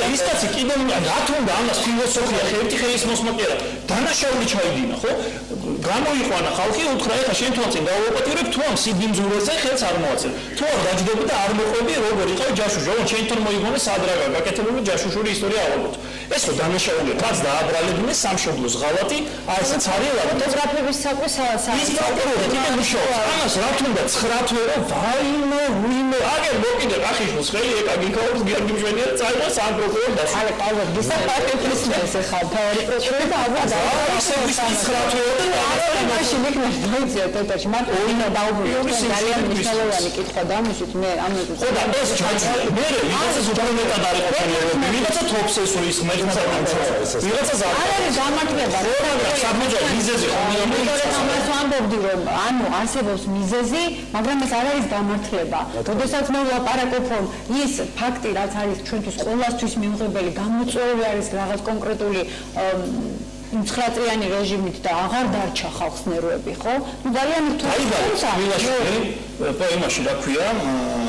რა ქვია თუნდაცაზებული ყველაზე პროკურორი ჩააბარებით თანგარიშთა კითხეთ რამდენი პროკურორი გამოსვალა და ის პროკურორები რომელზეც ხალხი თახო აბსურდია 200 კაცი პოლის პატიმრის სტატუსით გამოუშვით და მისი დამჭერები ანუ უკანონობის შამდელები და მოსამართლეები ვინც უკანონობას ადასტურებდნენ ისინი არის რა ქვია წმინდანები და ხელშეუხებელი ესენი არის პოლის პატიმრი თქვენ თან ხვდები ძალიან ხერხული ამბავი და გასაგებია ალეკო დაიბარეთ ეს კბილაშვილი და უთხრა ჩვენთან არ მოდის და თქვენ ახლა ისე უბრალოდ და კითხეთი რა ასეულობია რა ავალი გვაქვს ამ პროკურორების დანაშაულის ღია ჩამდენი პროკურორებს და ეხლა ვიღაცა იზუზა მე მართლა ვერ გამოგებდებით ამ საკითხში არ ვარ კომპეტენტური არ არის ანუ მე არ შევეცდებით ეს გავაკეთოთ და ყველა კითხვაზე გავცეთ პასუხი თუმცა მე მიმაჩნია რომ თქვენთვისაც შეუძლებელი არაფერი არ არის მე მოგონია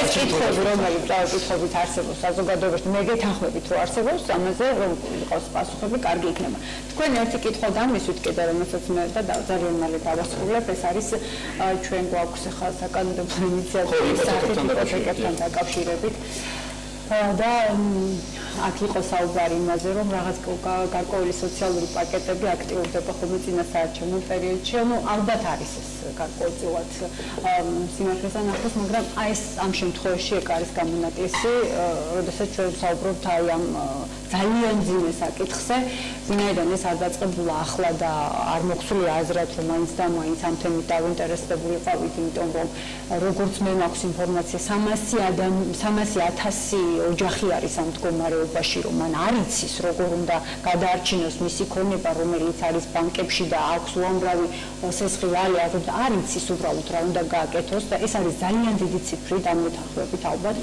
და გარდა ამისა მე არ ვიცი არც ერთი დეპუტატი საქართველოს პარლამენტში ვისთანაც მსგავს აი ესეთი ძალიან ძიმე მდგომარეობაში მყოფი ადამიანების წერილები არ არის შემოსული, პირადი შეხვედრები არ არის და ასე შემდეგ. მე გეტყვით ჩემს მაგალითზე, რომ აი არ ვიცი, ძალიან ბევრი წერილი არის ჩემთან შემოსული ამ საკითხთან დაკავშირებით, რომ აღარაფერთ შეხვედრებზე, სატელეფონო ზარებზე და ასე შემდეგ.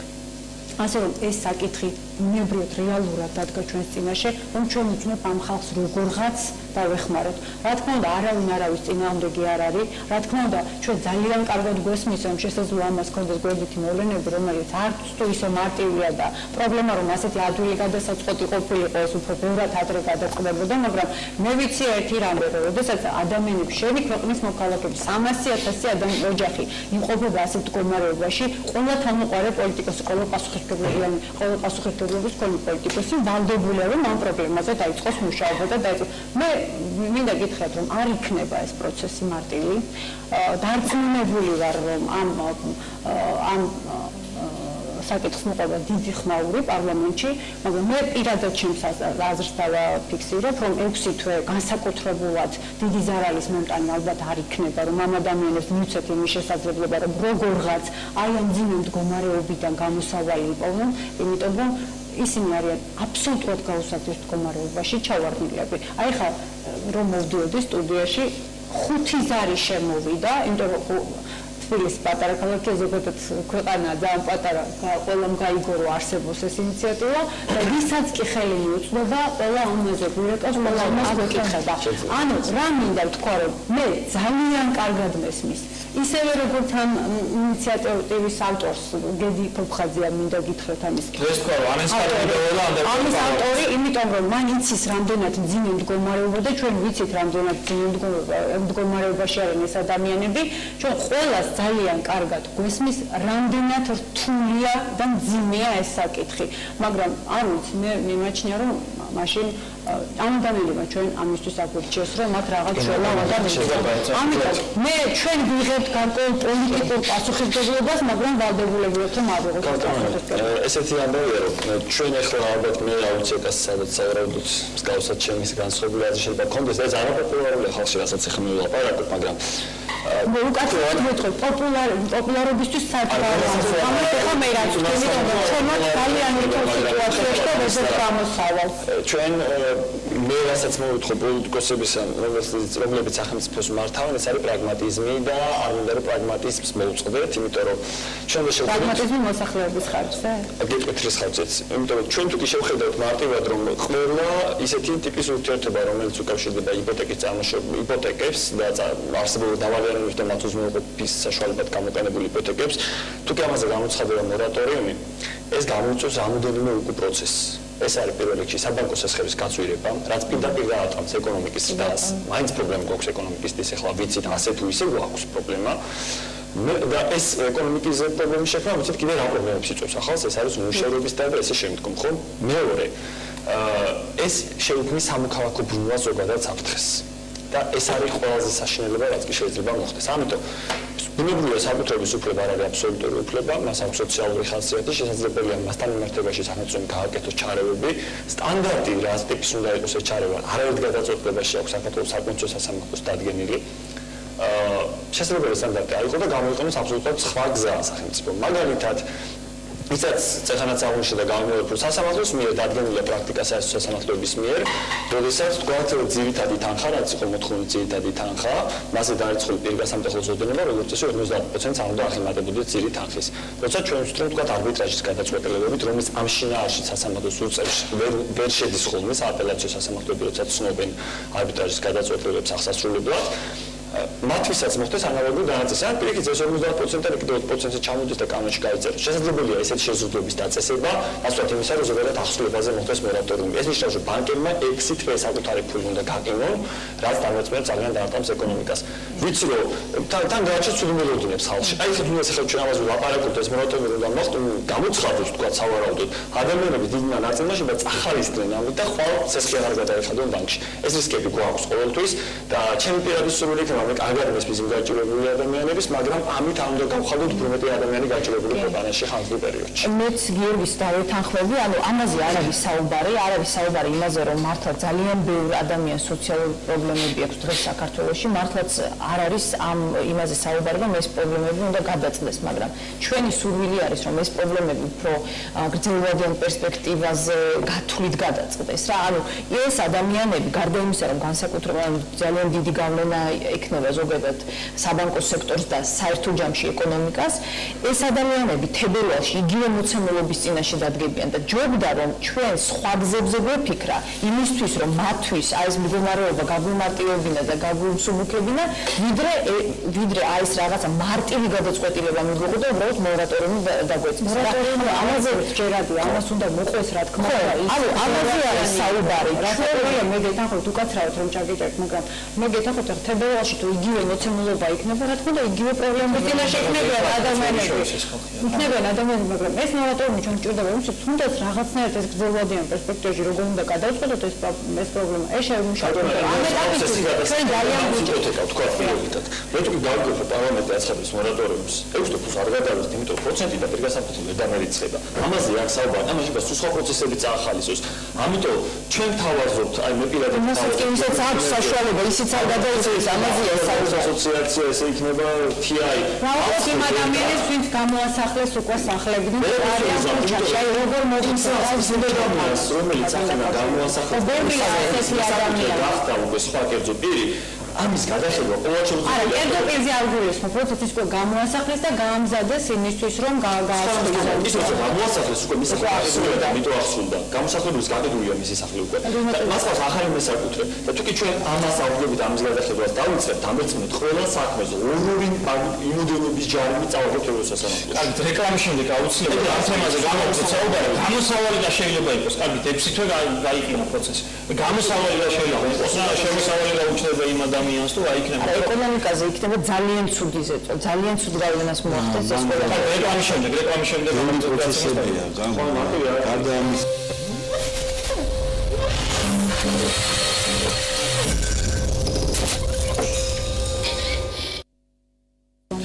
ბარიერი ვრუნდება კავკასიის პირდაპირ ეთერში კახიშვილი, ანი მიროტაძე, ეკაგი გიორგი და გიორგი მშვენიერიძე არიან გადაცემაში. წინა საარჩევნო პერიოდით დავიწყეთ და იპოთეკას მივედექთ, მაგრამ ესეც უკავშირდება აგერ საერთაშორისო გამჭვირვალობას ეჭვია, რომ ეს რაღაც ერთ-ერთი სოციალური ამბავი ხო არ არის. ხელისუფლება შემოაყარებს ხოლმე ხალხის გულის მოსაგებად, მაგრამ ყველა ვიცით, რომ ეს არის უზარმაზარი პრობლემა. დეპუტატებთან კი არა, ჩვენთან უამრავი ადამიანი მოწაი გული მიკვდება ხოლმე. ის პროცესს არ დავახამხამდი, ისე მივიცოთ, ისეთი რაღაცები ყველა ვიცით, ხო? თქვენ ახი როგორ ხედავთ, გამოსავალზე რო ვისაუბროთ, აგერ არის გიორგის და ეკოს მოსაზრება, რომ ეს ეკონომიკურ პრობლემებს შექმნის, მაგრამ გამოსავალი რა არის? თებერვლამდე რო გავაჩეროთ, თებერვლის მერე ამ ხალხს ფული გაუჩნდება თუ არა? ბანკები რამდენად მოგესალმებით, რომ ეს არის გლობალური პრობლემა. როგორც სახელმწიფო 9 წლის განმავლობაში, ისე ბანკები, იმიტომ რომ მათი ნაწილი იყო ძირითადად ბანკები, ძარცვავდა ხალხს. რატომ ძარცვავდა? კაბალური ხელშეკრულებები იყო. როდესაც შენ მიდიხარ ბანკში, ან ბანკირი თვითონ დაგძდებს სადღაცას კიდობნის ცენტრში, რომ მოდი რა ტელევიზორი არ გიქნა და გაძლევენ ამ ტელევიზორს ისე რომ აი არაფერს არ იხდენ, არც ცნობა გაქვს ამ მუშაობ ადგილზე. როდესაც მანქანის შემოთავაზება წაიღე და შესწავლილი არ არის რისკი, რომ შენ ვერ დააბრუნო, თავარი იცოდნენ რომ შენ ქონება გაქვს, ვარდა სახელს რო აძლევთ, ეგრევე გაიგებენ სახლი და ეს და ბინის ხელში ჩაგდების ელემენტები იკვეთება, როდესაც მაგალითად იგივე $10,000 სესხი საბოლოო ის ხდება 60,000 და 60,000-ში აუქციონების მთელი ტექნიკა იყო, როგორ ჩამოაფასებინონ, იმიტომ რომ ვიცით აუქციონები სადღაც $16,000 ხუთ ოთახიანი ბინები გაყიდულა ბაქტრიოზე და იგივე ბანკირების ახლობლებს უყიდიათ. ანუ ეს მთელი პროცედურებია გლობალურად, როდესაც ადამიანი ციხიდან მიდის ბანკში და აძლევენ 1 მილიონს, როგორც მას არ აძლევენ, დაუმტკიცეს სესხი და ეს 1 მილიონი გადარიცხეს საპროცესო ანგარიშზე ისე რომ 2 საათში გადაუწყვეტეს 1 მილიონის აღება. სესხის, როდესაც აღგებენ სამი თვეა დადის ბანკში 500,000-ის ქონებას დებს 120,000 არ აძლევენ. მილიონს მისეს კაც ისე რომ უბრალოდ მისეს ახალზე კი არ მოცეთ, ანგარიშიდან შემდგომ შეგრევა და ციხიდან გამოსულს რომ მას საპროცესო გადაიღო. ეს მთელი ხომ ვიცით რომ პრობლემაა. მე მაგალითად გარდა ამისა რომ ამას გავაკეთებ, დავიწყებდი გამოძიებას. იმიტომ რომ მას იკვეთება პირდაპირ ინტერესები. ხელში ჩაგდება ქონების, ზახვატები ხდება მთელი ქონების რეესტრებში შედიოდნენ და უყურებდნენ ვის რა ქონება აქვს ფინანსური პოლიციიდან და შემდგომში ეს ეხდებოდა რაღაცა ტიპის მაგრამ მეორე საკითხია როდესაც ჩვენ ვსაუბრობთ მაგალითად ყველას მიმართ ეთნიკური მიდგომა არ შეიძლება არის სესხი სადაც ნამდვილად ეხლა ნორმალური ხელშეკრულება იდო და ადამიანის რაღაცა ჩადო და იქ პასუხისგებელია და უნდა შეასრულოს ვალდებულება მაგრამ არის ისეთი სესხები სადაც პირდაპირ 3-4,000-დან გამختარია უკვე 40-50,000 და ფაქტობრივად კარგავა ინდივიდუალური განხილვაა საჭირო და მე მაინც ვფიქრობ რომ ნამდვილად ვეთანხმები რომ რაღაც ზღვარები უნდა დაწესდეს რეგულაციები უნდა იყოს ამ სფეროში არ შეიძლება ესე მიშვებული იყოს ყველაფერი დღეს რომ ბანკი კლიენტს ატყუილებს რომ მოდით 11%-ად მოგცემ მე შენ სესხს და საბოლოოდ 11% ხდება 36% და იქ ხელშეკრულებაში რაღაცას ქვემოთ რო წერია რაღაც და შენ იმას ვერ გითხულობ, იმიტომ რომ გატყუილებენ, მაგალითად იგივე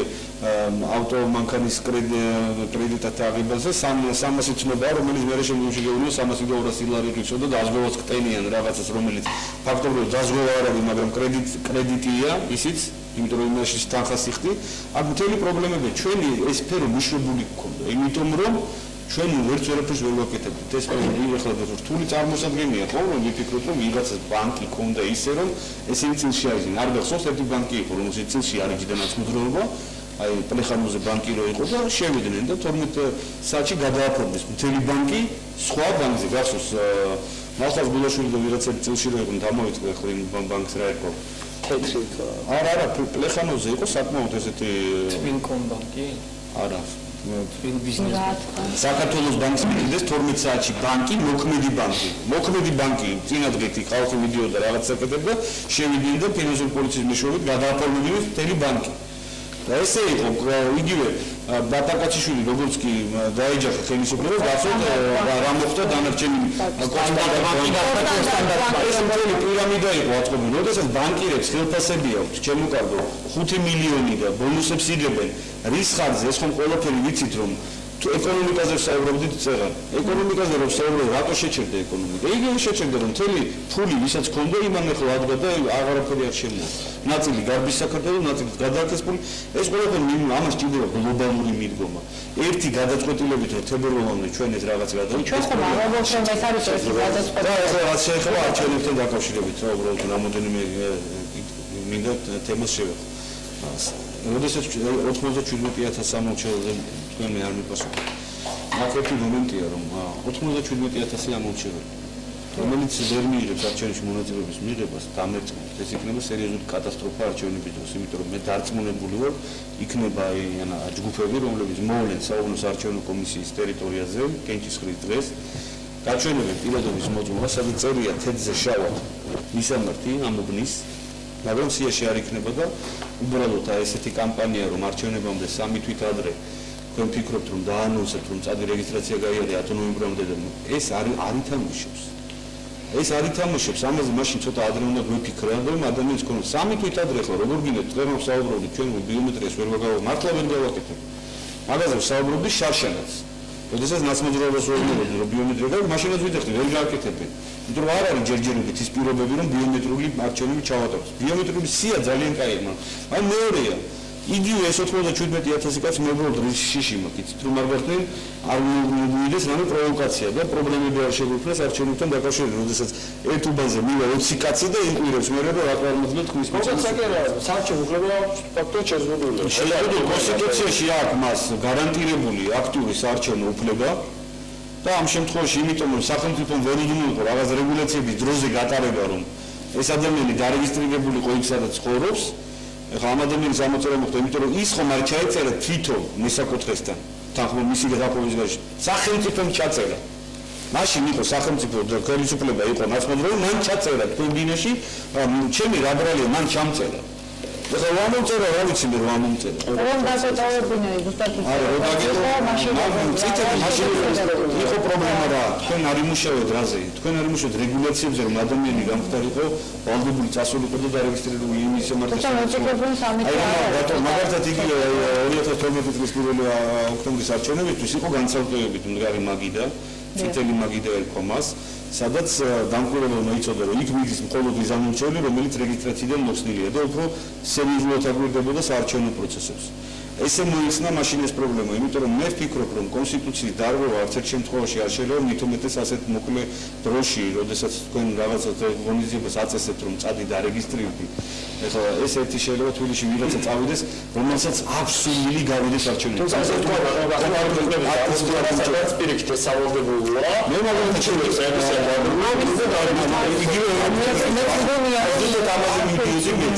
მაშინ უნდა ვთქვათ, რომ ჩვენთან არჩევნებში მონაწილეობა არის სავალდებულო. რეგისტრაცია არის სავალდებულო. არა. როცა შემიძახი რომ თუ შენ არ დარეგისტრირდები, შენ საარჩევნო სიაში არ იქნები, ეს იგივე მაშინ თქვენ შეგიძლიათ იგივე თქვათ, რომ ვინც ახლა საქართველოს გადაკვეთა, თუ არ დაბრუნდება არ მიცეკვნან, მაგრამ ეს არ იქნება სწორი. ეს არ იქნება სწორი. მაშინ ეს სავალდებულო რეგისტრაცია დავაწესოთ არჩევნებისთვის და სავალდებულო დავაწესოთ სავალდებულო რეგისტრაციას უკვე ამორჩეველთა საერთო რაოდენობიდან უნდა ამოთვალო მონაწილეობის აქტუალურად ჩვენ დაგვანილი ზედა ზღვა ჩემს რაოდენობა ყოველ შემთხვევაში შემდგომში არჩევნების შედეგების შეჯამება არა იმ რეგისტრირებული არჩევნებთა რაოდენობიდან ხდება, არც ისული ამორჩეულობა. აქ სამი დავასრულოთ ზოგადად არბანას ამ თემაში, ეხეთ ერთი არის, როდესაც სახელმწიფოები თავად იწვევენ ვალდებულებას რეგისტრაციაზე, მეორე გამოსπილება, როდესაც ამორჩევლები და სახელმწიფო ერთობლივად არიან პასუხისმგებელი, ამ სახელმწიფო აკვირვებს სიებს არჩევნებამდე 3-4 თვით ადრე და ამბობს, ვინც არ არის და გადაამოწევს არ არის, მას შეუძლია მივიდეს და დარეგისტრირდეს. და მესამე გამოსწორება, როცა მხოლოდ ამორჩევლები და რეგისტრირდება ისე გამოსწორება არის სამხრეთ ამერიკის ამოდენო ქვეყანაში. თუმცა ხო, ის სავალდებულო არჩევნების მონაწილეობის იტალიის მაგალითია, სადაც ამორჩევლობა სამართალ დაუვადა ჩვენთვის მე მგონი ჯერ ასეთი სისტემა არის. მაგრამ მე სხვა კუთხით მინდა წვეთი დავინახოთ. რა თქმა უნდა სახელმწიფო ყველაფერი უნდა იგონოს, რომ ამორჩევლები არ დარჩენ ხმის მიცემის საშუალების გარეშე. ისე რომ ამორჩევლიც არ უნდა დარჩეს ხმის მიცემის ოფიციალურ გარეშე. სახელმწიფო ყველაფერი თუ ამორჩევლსაც უნდა ქონდეს ეს გარკვევა, მაგრამ სახელმწიფოც ყველაფერი უნდა მიღოთ. ეხლა სად არის პრობლემა? აი ზაქნის პრობლემა, რატომ აქვს ამორჩევლების პრობლემა, რომ ვერ რეგისტრირდება. მართალია კანონმდებლობა ძალიან გაამართლეს, მინდა გითხრათ, ჯეგრეთ ძინა ხელისუფლების დროს, რომ საკმარისია ორი მოწმე სრულწლოვანი პირი მიიღმანო და დაადასტუროს იმ ადამიანს შენ რაღაც მისამართზე ცხოვრობ, იქ ხდება შენ ავტომატურად რეგისტრაცია. ეს იქნება ძალიან დიდი შეცდომა. არის თეატრალური შეცდომა ჩემს აზრით, იმიტომ რომ ამ ტიპის რეგისტრაციას თან არ მოყვება, ეს არ არის ჩასწრების ქონების, მაგრამ მეორე მომენტია, ეგ არ მოყვება დაუშვათ ქონებაზე, მაგრამ ადამიანის მივიდა საიდან გაიგეს ადამიანებმა რომ ვიღაცები ჩაწერილი. მივიდა იგივე გადასანა წყლის სულობრივი. ნაბის. არის დამცავ მექანიზმის ბატონობაში, თუ კი ადამიანი არ ცხოვრობდა არასოდეს იმის სამართლზე და ორმაკიმა დაადას რომ მათ მიცეს შუჩვენე და ადმინისტრაციულ ორგანოს ფორმალურ ადმინისტრაციულ წარმოებაში და ეს არის სამართლის დარჩა. საერთოდ უსესია, როდესაც ადმინისტრაციულ წარმოებაში ჩვენ დაჭერთ. ჯერა სისხლის, კი ბატონო, სისხლის ეს არის ნონსენსი. ამ შემთხვევაში როგორც ვამბობთ, ის იდენტობას იდენტურობას ვადასტურებ, ხო? მოწმის ჩვენებით ადმინისტრაციულ წარმოებაში თუ კი არაწუხ ჩვენებას მიცემ მისჯენ. ეხლა რატომ ვიძახი რომ აქ კიდე შეიძლება აღდგეს ის მექანიზმი, რომელიც მანამდე არსებობდა. მისამართის გარეშე რეგისტრაციის ინსტიტუტი, რომელიც დღემდე არ არის და მეც ესეთი ამორჩეულია, მისამართის გარეშე რეგისტრირებული თბილისში საუკეთესო იქნება ჩემთვის, შემიძლია მივიდე და მივცე ხმა. ეცეთა დღეს გაუქმებულია. დღეს აღარ შეიძლება პირი მისამართის რეგისტრაციის გარეშე დაარეგისტრირდეს რომელიმე ქალაქში. თუ კი ესეც დაკითხება, გარკვეულწილად ხელშეუწყობს იმ ამორჩევლებს, რომლებიც არსად არ არიან რეგისტრირებული, ასე ვთქვათ, გაიარე რეგისტრაცია ესეთ მისამართის გარეშე ფორმატში და ან შესაძლებელია მაგრამ მაშინაც უნდა გაიაროს წინასწარი რეგისტრაცია ხომ მაინც უნდა გაიაროს. ნახეთ, პირადობის მოწმობით, მივიდეს მისამართზე და არაფერი თხოვნით თანხმობას მესაკუთრებს. ხო ან ვიღაც ორი მოწმეს. ეს ვერ მიყავდა პრობლემა და აღარ მიდიან.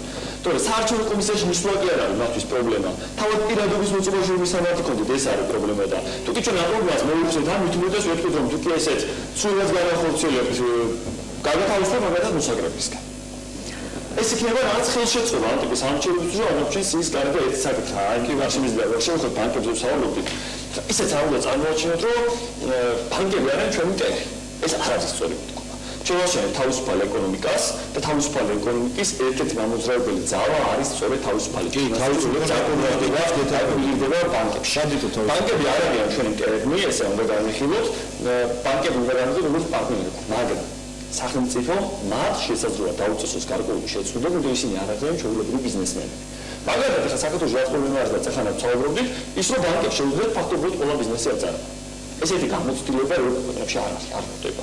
პირიქით, ბანკებს უნდა ქონდეთ შეზღუდვა, მათ აწარმოონ მხოლოდ საბანკო საქმე. ეს იქნება ძალიან ჩვენთან უძრავი ეკონომიკის აღდგენილი გადაქცევა. ეს არის ძალიან ცუდი და ეს შეზღუდვები სახელმწიფომ შეუძლია დააწესოს, მაგრამ თუ კი ბანკის ხელფასი 5 მილიონია, ეს ძალიან კარგია. 5 კი არა 10 უნდა ქონდეს, თუ კი ის კარგი ბანკირია და ბანკს აწევდა საბანკო სისტემა რომ საქართველოში საკმაოდ განვითარდა ბოლო პერიოდში ამაზე ყოველ თავს ხდება. ხო, მაგრამ როდესაც ინფორმაციაში ომის დროს შემდეგ ის თანხები რაც ბანკებმა მიიღეს დახმარების საწაირის ფული. ახსოვებს ეროვნული ბიუროდან მაგალითად. რამდენი არის პროცენტული მაჩვენებელი ბანკების და რამდენი არის მიკროსაფინანსო ორგანიზაციების ან კერძო პირების, იმიტომ რომ მე განკვეთებით პრაქტიკულ ინვესტიგაციას, რომელიც სამოქალაქო სამართალში მუშაობდი და ჩემთან მოსული ყველა პრობლემული კლიენტის უდიდესი ნაწილი იყო არა ბანკის კლიენტი, არამედ კერძო პირებთან არსებული კონტაქტები. იქნება არის როგორც წესი, იცით, სესრო იგებთ 10% ციფრო გატოვებინებენ ესო საკომისიო. 2 თვის წინაწარი გადამიხადეო, კიდევ გატოვებული პროცენტი არის 5% ჩვენში. აი ესეთი ადამიანები შედიან ყოველ ჩეში მე რეგება პირამიდები, ერთი განაიღება ორგანიზება მესამე და პირამიდის თავში ვარდან ჩავეშლება პირამიდა და მე არ მიდის ციფრში საბოლოო ჯამში არ მიდის პროდუქტების კარგავს. ეგ არის პრობლემა და რეგულაციები აკრებია შესაძლებელია დაწესდეს. ეს მეთოდა სულის ამბობენ ბანკებთანაც, იმიტომ რომ კონკრეტულად რეგულაცია ბანკებთან შეიძლება დაწესდეს მხოლოდ მიკროფინანსო ორგანიზაციები აკეთებს. იგივე მარტივი კითხვა მაქვს 2010 წლის შემდეგ, როდესაც ჩვენ ხომ საუბრობთ რომ ბანკი არის კერძო და არ შეიძლება ჩარევა, მაგრამ როდესაც 2008 წლის ომის შემდეგ ბანკებს შეექმნა პრობლემა, სახელმწიფო მისცა მათ ამერიკაშიც მოხდა იგივე. არა, კი ბატონო, სახელმწიფომ რომ მისცა იმათ ფული, მაგრამ კი არ მისცა რომ 5 მილიონიანი ბონუსი გამოიწეროს მართლობა. არა, ეს იყო სპეციალურად გაკეთებული, ასე ჩამოიშლებოდა მთელი საბანკო.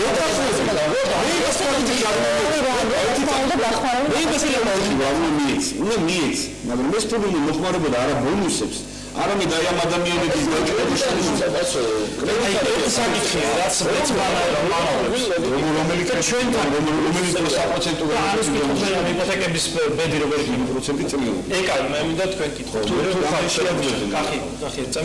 აი ეს ჩვენთან ვინმე შეიძლება ფორმაჟი ფორსმაჟორი იმ ადამიანზე აღარ მატარებს ფორსმაჟორი ისი ბილეთი დეუს ირე აი ეს ყველა ამბობს ამას რომ მაგალითად ვიცი ოჯახი რომელსაც ჰქონდა 150,000 დოლარი კრედიტი აქედან 45,000 გარდახდილი აქვს წლების განმავლობაში შემდეგ რაღაცა ბიზნესი ჰქონდა რომელიც იყო რუსეთთან კავშირში რუსეთთან ომის გამო ჩაიკეტა ეს საზღვრები ყველაფერი და ნუ ჩაუვარდებით და გარდახდის უნარო გახდა და მოკლედ ახლა აი მომდევნო მდგომარეობა. ხო, ასახლებენ ბანკი უყიდის იმას, რა ქვია, ბანკი რესპუბლიკა. 45,000 გადახდილია, მაგრამ ის არაფერში არ ითვლება, იმიტომ რომ ბანკი ამ ხნის განმავლობაში უშუალოდ პროცენტს. აი ამის რეგულირება მე არ ვიცი.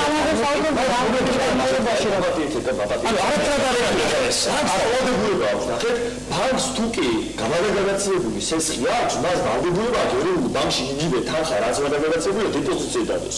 ნახეთ, ის რომ საბანკო სისტემა საფრთხე არ შექმნას ეროვნული ბანკი უწესებს ვალდებულებას რამდენი სესხიც გადაგაცდება გადაგაცილებაში შენ, ის რომ შენ გარანტირებულად გააქვს ამის რეზერვი ეროვნულ ბანკში შეიძლება განაცვლო თავად დეპოზიტზე.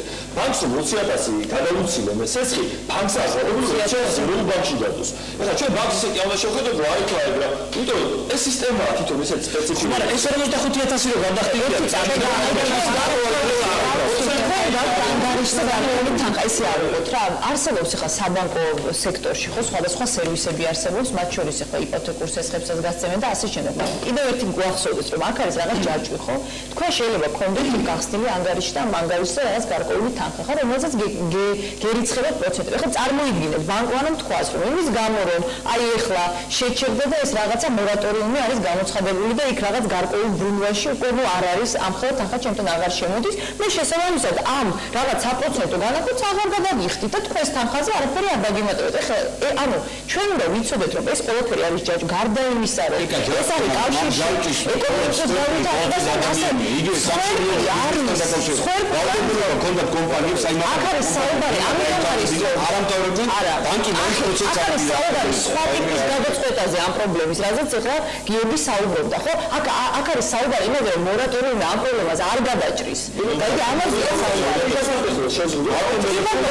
შეზღუდვა სამწლიანია, ხო ხანგრძლივობა. ნახე რა შეგვიძლია სესხირო გარანტიცდა. ეხლა გიჩვენებს სასამართლოში 3 წელი გარანტიცო პოლიტიკა სამართლებრივი მერეჩივის.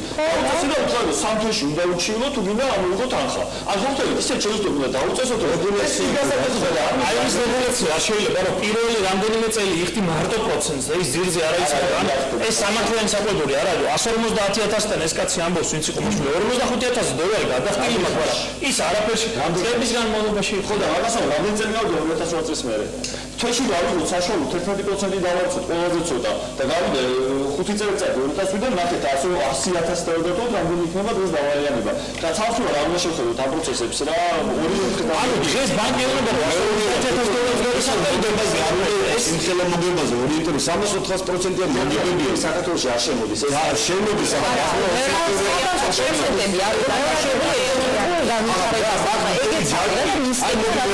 სამშენებლო ბიზნესი რომელიც გაჩერდა. აი მაგალითად ადამიანები იყვნენ რომელსაც სესხი ჰქონდა აღებული, სესხი ჰქონდა აღებული ბანკიდან, ის სესხი ჰქონდა აღებული შენებარე ბინაში, ადამიანმა თქვა აღარ ვაშენებ ბინას, სახელმწიფო ეძახის ამას არ დავიჭერ, ხო, ნუ ამხანაგობა ცალკე თაღლითური სქემა იყო ამხანაგობის. სახელმწიფო არა მე გეუბნები მეორე თემას რა სახელმწიფო ეძახის მე ამათან იმიტომ რომ სამშენებლო კომპანიები ვისთან იყვნენ ატკატებში და წილებში ძალიან კარგად ის სახელმწიფო ეძახის მე ამას არ ვიჭერ ბანკი ეუბნება მოდი ჩვენ კოლექტიურ კრედიტი გადაიხადე ის ეუბნება რაშიც მე ფული ავიღე ეს არ მიშენებს არ მეინტერესებს წადიდე გადამიხადე კრედიტი ამას კიდე ვერ არავინ არ ჯის იმიტომ რომ ყველა სასამართლო მხოლოდ ადამიანზე იყო სამართლებრივი საბოლოოს არის რა პრობლემა იყო ადამიანის თავზე აბსოლუტურად ვინმე არ ასწრებს ბინას შეხარფასი რეგისტრები შეხარფასი შეხარფასი არ არის ამიშენო ხო ეს ძალიან გავწვით საქართველოს ჩემი ასე ბანკები ძალიან გეთანხმებით იმაში რომ რა თქმა უნდა ადამიანებს უფრო მეტად როცოდნოდათ რა რა რისკების წინაშე და თქვა თავის კონებას გარანტიის სახით არ ჩადებდნენ დღეს არ იქნებოდნენ ამ პრობლემის წინაშე მაგრამ ეს იყო გუში და რამდენიმე წლის განმავლობაში ჩვენ გვაქვს ეს რეალობა რომ დღეს 300,000 ადამიანი რეალურად დგას ვინიდან გამოსახლების წინაშე და გვინდა რომ მოვაბაროთ ეს პრობლემა გეთანხმებით რომ 6 თვის განმავლობაში არ მოგვარდება არც არავინ არ ამბობს რომ 6 თვის განმავლობაში აი თებერვალში მე ყველა ეს მორატორიუმის ვადა რო გაილის ჩვენ ხო თქვით რომ მორატორიუმი გავხოთ ამიტომ ეს არ არის ძალიან ბევრი რეგულაციებში გეთანხმებით რომ ეს არის გასატარებელი მაგრამ ეს ერთთვიანი ვადა გჭირდება ჩვენს იმისთვის რომ შევიმუშაოთ შესაბამისი რეგულაციები როგორ შეიძლება გამოვიდეთ ამ მდგომარეობიდან ჭირდება მოსახლეობასაც იმიტომ რომ ყოველ დღე ძალიან რთულია ფიქრობდა იმაზე საიდან უნდა იშოვო ფული რომ საყიდან არ გამოგასახლოს ძალიან რთულია თუმცა გეთანხმებით უბრალოდ კონკრეტულად ნამდვილად არ ვიცი რა რისკებს შეიძლება უკავშირდება ზოგადად რასაკვირველია ექნება ამას გარკვეული უარყოფითი მხარეები მაგრამ მე ვეთანხმები კახის იმაში რომ თუ ჩვენი პრიორიტეტი არის ადამიანი ამ ქვეყანაში და მე მიმაჩნია რომ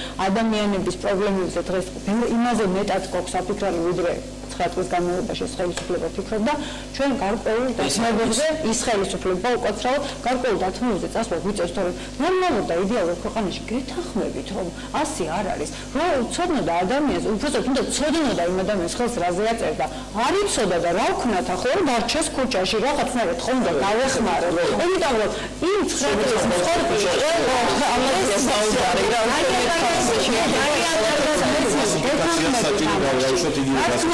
არის ეს რისკი. ყველა არ გადაიხდის არის ეს რისკი. რა თქმა უნდა, არის ეს რისკი. აი ვისი გამოსახლების პროცედურები დაწყებულია. აი დაუშვათ დაწყებულია პროცედურა უკვე დამთავრებული. აკიდოზე არ თავაზობთ ჩვენ. გამოსახლება ეს ახლა თუ გაყიდული არ არის გქონება. ბანკი ხშირ შემთხვევაში ბანკები დაიყიდა და ვიღაცამ არ იყიდა ესე ვერ გამოასახლება. არა მეორე არა იმიტომ მე ვიცი ოჯახი რომელსაც მიაწერენ ბანკს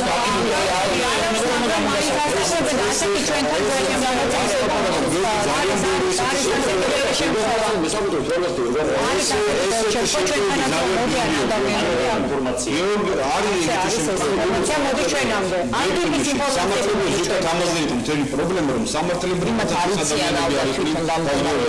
ვიღაც ოპერატიული მოსილების გადამეტებით მიდიოდა თუ როგორ მიდიოდა, მიდიოდნენ კერძო პოლიცია მანამ სანამ სასამართლოს გადაწყვეტილება იყო უკვე მიდიოდნენ და ადამიანებს ყიდნენ სახლებიდან. სასამართლოს გადაწყვეტილებამდე მან მეგეთო რა გადაწყვეტილებაზე იყო საუბარი, ვეგეთები რასაც ამბობ, როცა საკითხი შეიცვალა, ამ დროს არ გადაგკირმა ადმინისტრაციული სასამართლო ბრძანებით კი არ დაიწყო გამოსახლება 750 ბრძანებით შინაგან საკითხების მინისტრიის საკითხი მე და გამოსახლების გასაჩივრება სასამართლოს და სასამართლოს გასაჩივრება არ აჩერებს ამ გამოსახლების მოქმედებას. ამაზეა საუბარი. გარდა ამისა, გარდა ამისა, ხომ მე რაც ხალხი მეუბნება ყოველდღიურად ამ შეფოთები რა. ძირითადად არის მიგივე მაგალითად ბინებიდან ბანკები. მთელი პირამიდების სქემები არის გიორგი შენ. ცალკე თემაა ეს. პირამიდები ცალკე თემაა, რომელიც არის ბანკი მაგ ჩემი კომპანია, რომელიც იმას ვითომ იყიდა ჩემი კონტება, გამოგასახლებდა ეს არის ყველაფერი ფიქტიური. შენ ხომ ვიცი რომ ამის გაკეთება ძალიან მარტივია. სამართალდამცავების პრეროგატივა ესეთი ტაგნიტური სქემები გახსნას. ეხლა რაც შეეხება იმ სქემას, როდესაც შემიძლია რომ არავინ არ გადაიხ, გითხრა დღეს რომ ესე თქვა რომ ვისაც ბანკში ისე მორატორიუმი არავინ არ გადაიხ, ჩამოიშლება სახელმწიფო, მაგრამ იქაც შესაძლებელია კლასიფიკაციის გაკეთება, რომ უკიდურესი მდგომარეობაში მყოფი ადამიანები, ვინც არის ქუჩაში რჩება, მხოლოდ იმაზეა საუბარი. რაღაცა მაგიერი რომ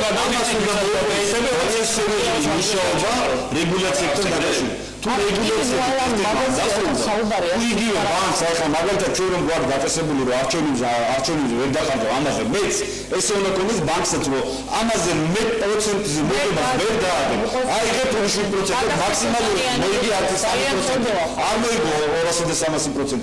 ეს რეგულაციები ბევრი წვრილმანი ხო არა ვარ ბანკირი ფინანსისტი შეიძლება ბევრი სისულელით ვიძახი ფინანსურად მაგრამ ალბათ ფინანსისტებმა ბანკირებმა ძალიან კარგად უნდა დაგეგმონ ის რომ ადამიანი არ აღმოჩნდეს ტყვეობაში ბანკების, იმიტომ რომ შესაძლოა შენ მე მაძლევ, ახლა მეორეა, მოდიო, ხო ჩემ შულთან ერთად პირობითად ვიძახი და შენ მე მეუბნები შულს აჩერებდი, რომ მამიკომ გიყიდოს, აი დავუშვებ iPhone-ი, ხო? ეხლა ყველა ადამიანები და მეუბნები რომ არ გინდა, არ ცნობა მომიტანო სამსახურიდან, არ პედი არ მინდა, მარტო პირადობის მოწმობა თენდა. ესეც ხომ კეთილს ხოდობდობს ამ iPhone-ს გამაგებინეთ. მაგრამ მე ბიზნესმენი ვარ და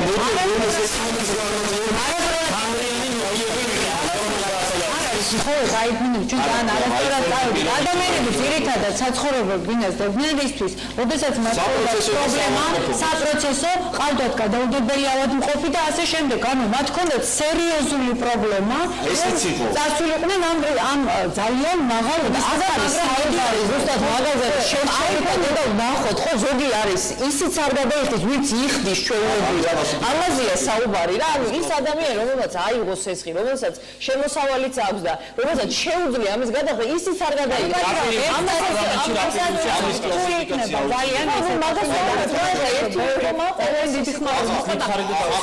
მივიდა სასწრაფო ეუბნება ან ოპერაციას გაიგე ან მოკვდები რა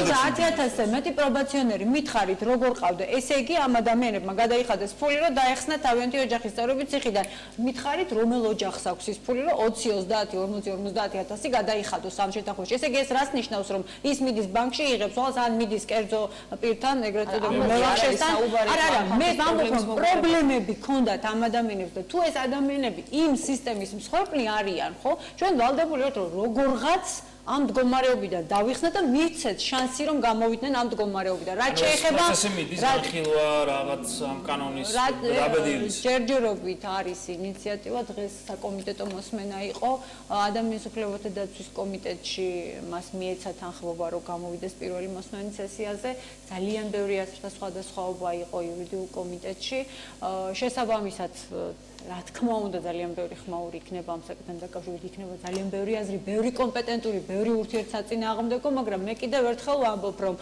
ყველა აზრი ჩემთვის გასაგებია, თუმცა ვფიქრობ, რომ იმ 300,000 ადამიანს ჭირდება ჩვენი შველა და როგორღაც რაღაც რეგულაციით ეს უნდა მოვახდინოთ. კარგი, დავასრულოთ ჩვენი გადაცემა. არამხოლოდ არა მხოლოდ იმათ ხარჯით, თქვენც როგორც სახელმწიფომ და მთავრობამ რაღაც უნდა გააკეთოთ, რომ რეალურად ეს მეორედ არ განმეორდეს კიდე. არა, რასაკვირველია, მეორედ არ უნდა განმეორდეს და ეს არა იგივე არავინ არა დაზგული იგივე საავადმყოფოსგან. შეიძლება სხვა მივიდეს მე იგივე და მდგომარეობაში აღმოჩნდეს რეგულაციები თუ ადამიანს რომელსაც აქვს ფული ფულის არ მიდის და საცხოვრებელ ბინას არ დებს ბანკში და კერძო კიდე ცოტასაა. და ფული ძალიან ცოტას აქვს, მაგრამ აქვს ბევრი პრობლემა და ბევრი პრობლემა ახალგაზრდა უნდა იმუშაოს, რომ ყველას კონდეს ფული. ხო, სოციალური მდგომარეობა უნდა იყოს. კახაკახიშვილი, ანი მიროტაძე, ეკაკი გაური და გიორგი მშვენიერაძე სტუმრობდნენ დღეს გადაცემას. თითქმის ყველაფერზე ვისაუბრეთ. პარტიებს მაინც მიეძეთ ახლა ლომბარდებში რა დაეთქვისი. მადლობა. აქვს სასახლის ბლოკ პარტიას. პარტიის გოლების გახიდა დაიწყო. პარტიის ლიდერებს და ყველას